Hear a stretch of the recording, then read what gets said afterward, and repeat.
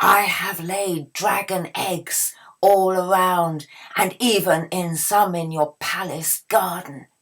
And so, if you kill me, those eggs will hatch, unless you celebrate dragons every 50 years, unless you honour dragons and celebrate the way we fly and our beauty in the skies, and unless you have a dragon festival, then those eggs will hatch, and each egg will be 10 times worse than me.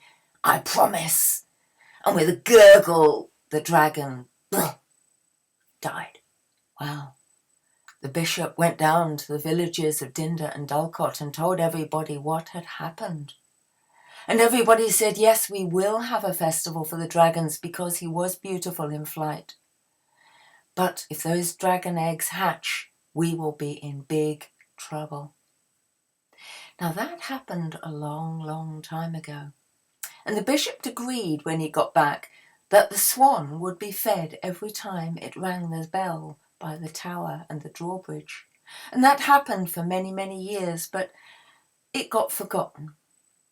And then in Victorian times, there was a bishop who had a daughter who read the old story and thought, this is all wrong. The swans have been forgotten. They must be thanked for everything they did. And so she started feeding the swans and teaching them to ring the bell.